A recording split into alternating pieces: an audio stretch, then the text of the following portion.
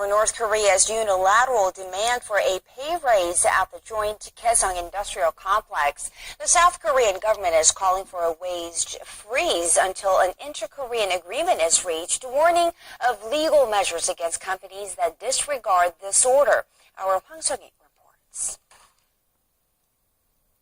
In a statement on Thursday in Seoul, the Unification Ministry asked for a minimum wage freeze for North Korean workers until a deal is reached between the two Koreas.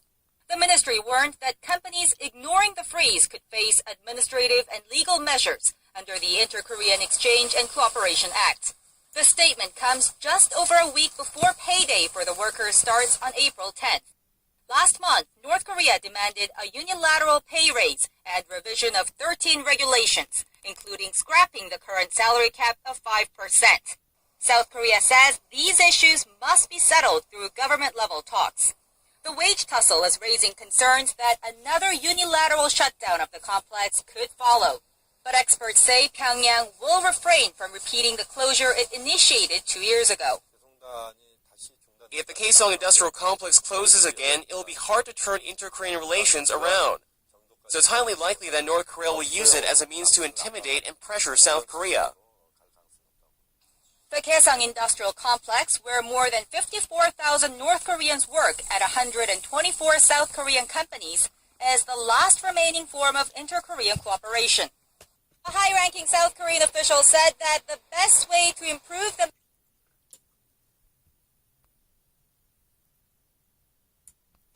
Well, thank you to Eunice Kim there for giving us the international news at the top of the show. Such a big day in regards to that Iran nuclear deal. Now, let's look at the news a little closer to home. President Park Geun-hye is calling for U.S. Congress support to address the issue of Japan's wartime sexual enslavement of Korean women. Meeting in Seoul on Thursday, U.S. House Minority Leader Nancy Pelosi agreed with President Park, saying Japan needs to address its past wartime sexual slavery as a human rights issue. Ji Myung-gil has more.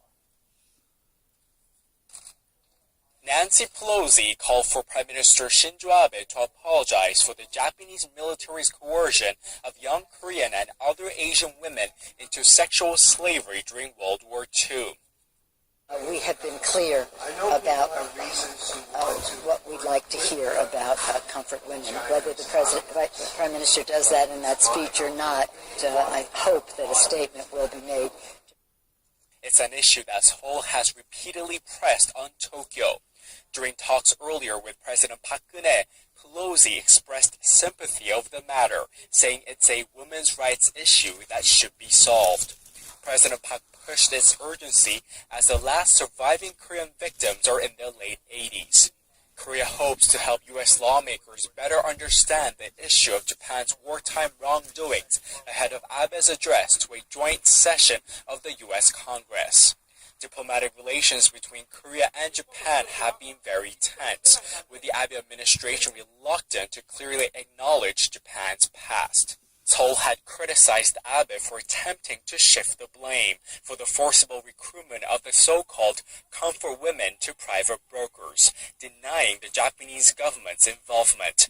Pelosi and the other 9 members of Congress will head to Japan on Friday. Ji Myung-gil, Arirang News.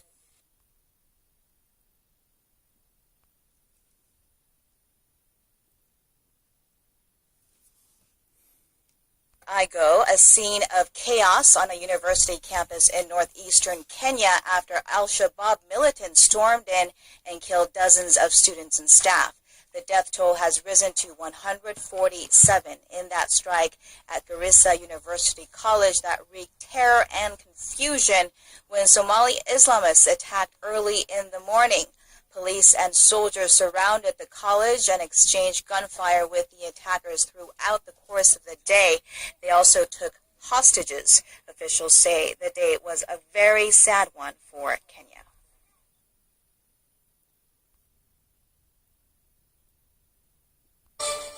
Hello, it's 10 a.m. on Friday, the 3rd of April. You're tuned in to our mid-morning newscast here on Arirang TV. I'm Mark Broom.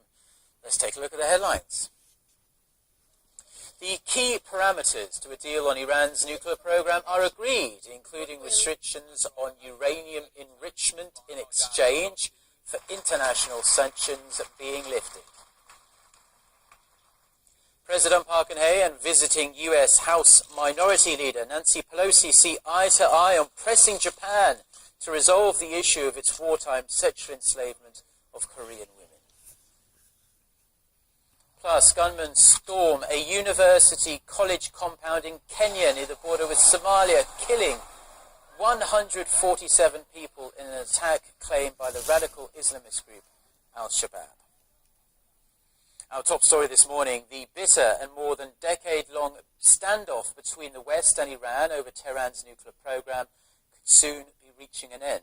This after Iran and the six world powers agreed to a framework for a deal to curb Iran's nuclear development, this in return for the lifting of international sanctions. The parties will attempt to iron out the details and reach a final agreement by the end of June. Choi-sun starts us off. After 8 days of marathon negotiations in Switzerland, Iran and the so-called P5+1 nations agreed to a framework for a deal to curb Tehran's nuclear development program. It's not a final deal, but a significant step towards extending the time it would take Iran to build a nuclear weapon by at least 10 years. Iran will be able to continue its peaceful nuclear program, but there will be limitations placed on the level and the duration of its enrichment program and the quantity of enriched material that can be kept. Under the framework, Tehran has agreed to suspend 2/3 of its centrifuges that can be used to produce weapons-grade uranium. It will also dismantle a plutonium-producing reactor and allow international inspectors to monitor all of its nuclear facilities on a regular basis. The U.S. and the European Union's economic and financial sanctions concerning Tehran's nuclear activities will be lifted in phases, but will be reinforced if Tehran breaks its commitments. Iran and the 5 UN Security Council permanent members plus Germany are now tasked with reaching a final agreement by June 30th, after which international sanctions relief will start. And I am convinced that if this framework leads to a final comprehensive deal, it will make our country, our allies, and our world safer. While the West and the UN chief welcomed the news, Israel, a strong opponent of Iran's nuclear program, said any deal must significantly roll back Iran's nuclear capabilities. The leaders of the U.S. and Iran face another hurdle at home, as the final agreement is viewed with skepticism by many lawmakers in Washington and Tehran. Choi Yu-sun, Arirang News. President Park Geun-hye is calling for U.S. Congress support to address the issue of Japan's wartime sexual enslavement of Korean women. Meeting in Seoul on Thursday, U.S. House Minority Leader Nancy Pelosi agreed with President Park, saying Japan needs to address its past wartime sexual slavery as a human rights issue. Our Jim Young-gil has more. Good morning. The new Honam KTX line begins operations this morning following an opening ceremony held on Wednesday. Key details such as the lifting of sanctions remain a doorstop in the Iranian nuclear talks as the marathon discussions are poised to stretch into another day of negotiations. Set against the backdrop, President Park Geun-hye meets with the minority leader of the U.S. House of Representatives, Nancy Pelosi, who called on Japanese Prime Minister Shinzo Abe to apologize for its past wartime system of sexual slavery. Tensions rise over North Korea's unilateral demand for a pay raise at the joint Kaesong industrial complex, with South Korea calling on its businesses to freeze wages until an agreement is reached. And Korea's exports lose steam as their contribution to overall economic growth falls to a 5-year low last year due to sluggish demand abroad and falling global oil prices. Late Night Edition starts now.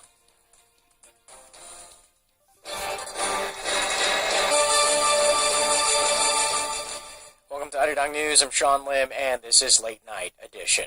We begin with U.S. Democratic Congresswoman Nancy Pelosi's bipartisan delegation to several Asian nations, including South Korea.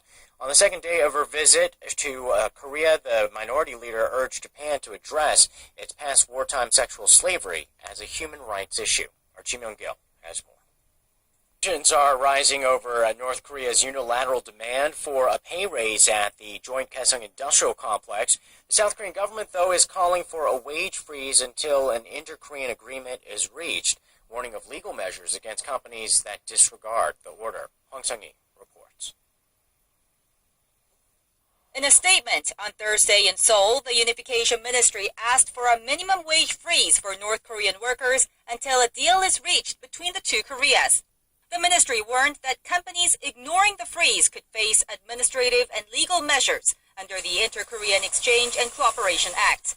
In her third year in office, President Park-geun-hye has a number of issues to resolve on the diplomatic front, including deadlocked inter-Korean ties. And apparently this issue is also top of mind with the Korean public. Our Chae Yu-sun tells us more. In a recent survey of 1,000 adults conducted by local daily the 동아일보 and the Asan Institute for Policy Studies, 27% of respondents said improving inter-Korean relations should be the administration's #1 foreign policy priority. More than 80% said President Park should hold summit talks with North Korean leader Kim Jong-un. Even 3/4 of those who consider themselves to be politically conservative, often hardliners when it comes to North Korea, said an inter-Korean summit was necessary. Analysts say this reflects South Korean fatigue after 2 years of deadlock and no tangible outcome from the country's North Korea policies. Additionally, 40% of those surveyed said Seoul should lift commercial sanctions on Pyongyang. The sanctions were imposed after the North's torpedo attack on a South Korean warship in 2010. While it remains a sensitive issue, support for the lifting of sanctions jumped 10 percentage points in 5 months. Still, people thought it was necessary to maintain strong deterrence against North Korea's provocations, with 60% saying Seoul should employ the U.S. anti-ballistic missile system, THAAD, to counter security threats from Pyongyang. Moving down the priority list, South Koreans felt that Seoul's alliance with Washington and its economic partnership with Beijing deserved attention. As for Seoul's frosty relations with Tokyo, 2/3 of Korean people said the two sides should work to improve ties even if Japan continues to deny its past atrocities. Respondents said better relations with Japan are necessary to settle historical issues and to reduce economic fallout. Chae Yu-sun, Arirang News. North Korea is slamming the Japanese government for its raids on a pro-Pyongyang group in Tokyo in connection with an investigation into the country's past abductions of Japanese nationals. The regime says such political moves by Japan are making bilateral talks impossible. Kwon So-hwa reports on the growing conflict. Pyongyang isn't happy about the way Japan is investigating North Korea's abduction of Japanese nationals in the 1970s and 80s. The North state-run Korean Central News Agency reported Thursday that Pyongyang sent a letter to Japan denouncing raids on the General Association of Korean Residents in Japan, a pro-North Korean body that functions as the de facto North Korean embassy in Tokyo. Pyongyang called it a severely political provocation and an infringement of Pyongyang's sovereignty, and is not only seeking an explanation, but also an apology. The North Korean regime also accused Japan of, quote, playing up the abduction issue internationally. Last year, Japan and the EU submitted a draft resolution to the UN against North Korea's human rights abuses, including the matter of abductees. Relations between the two countries appear to be souring. This latest complaint comes less than a year after Pyongyang and Tokyo both agreed on investigations into the abduction issue at a meeting in Stockholm.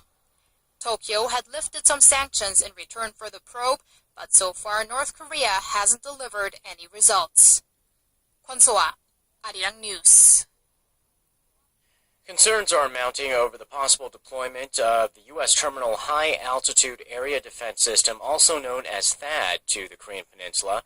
This comes as the South Korean and American defense chiefs are set to meet in Seoul next week. Our Connie Kim explains.